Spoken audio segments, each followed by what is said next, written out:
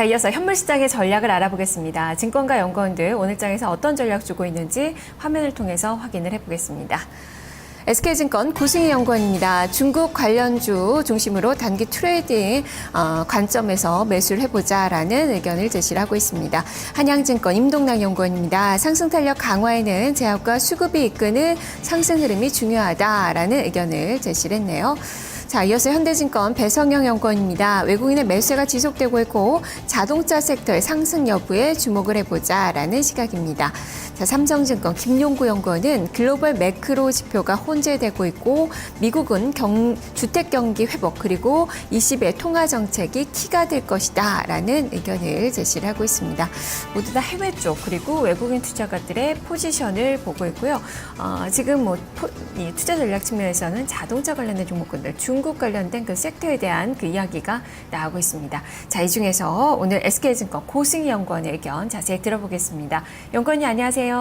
네, 안녕하세요. 네, 한 줄 전략에 그냥 중국 관련주 중심으로 해 이 트레이딩 바이 전략을 좀 주셨는데요. 시장에 대해서는 어떤 관점이신 건가요?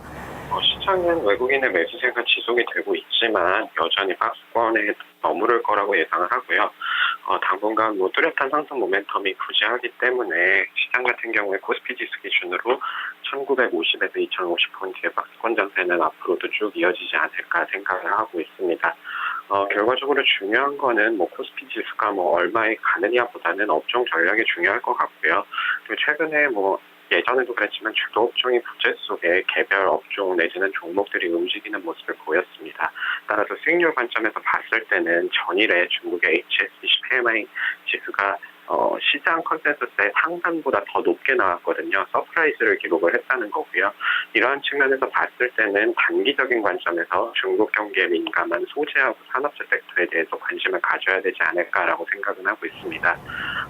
또한 외국인의 순매수세는 앞으로도 이어질 가능성에 무게를 두고 있고요. 그렇게 생각을 하고 있는 이유는 앞서 말씀드린 것처럼 중국 경제 지표가 시장 예상치보다 잘 나오면서 중국에 대한 우려가 둔화가 될 것이고요.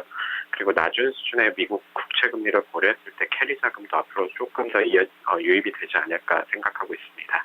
네, 말씀해 주셨듯이 외국인 투자가들의 매수가 지속되고 있고 주식형 펀드 쪽에서는 환매가 계속적으로 나오고 있고 이렇게 수급의 대치 국면이 좀 이어지고 있어서 그렇다면 계속적으로 좀 박스권의 움직임을 예상을 해보시는 건지 반면 또 일각에서는 과거의 박스권과 최근의 박스권의 움직임은 다르다라는 그 이야기를 하고 있거든요. 그만큼 말씀해 주셨던 이 경기 측면에서도 그렇고 수출도 많이 좀 증가한 그 모습이 나오고 있어서 국내 펀더멘털도 좀 괜찮은 것 같은데 정말 그런 시각을 좀 유지를 해봐도 괜찮겠습니까? 과거와는 다르다라고는 상황이 다른 거는 맞지만 아직까지는 그걸로 인해서 시장이 어떤 추세적으로 올라갈 만한 즉 기업 이익이 개선되면서 펀더멘털이 완전히 이루어지는 그런 그림은 아직까지는 나오지 않고 있습니다. 오히려 그런 경우가 나온다면은 확인을 하고 지수가 조금 오른 상태에서 대응을 해도 주가가 추세적으로 오를 수 있기 때문에 확인을 하고 대응하는 게 맞다라고 생각을 하고 있고요.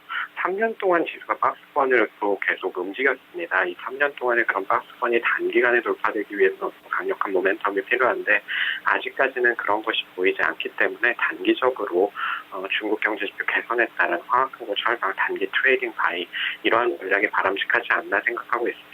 네, 자 그렇다면 투자 전략을 살펴봐야 될 텐데 앞서서 이제 한 주 전략에 말씀해 주셨던 중국 관련된 종목군들의 트레이딩 바이 전략을 좀 제시를 해주셨어요.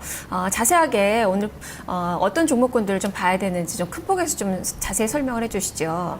일단 중요한 부분은 HSBC PMI가 시장 예상치를 큰 폭으로 상회하면서 프라이스를 기록을 했고요. 이에 따라서 6월 3일에 있을 중국 정부에서 발표하는 PMI 제조업 지수 시장 예상치를 상회할 가능성이 높다라고 보고 있습니다.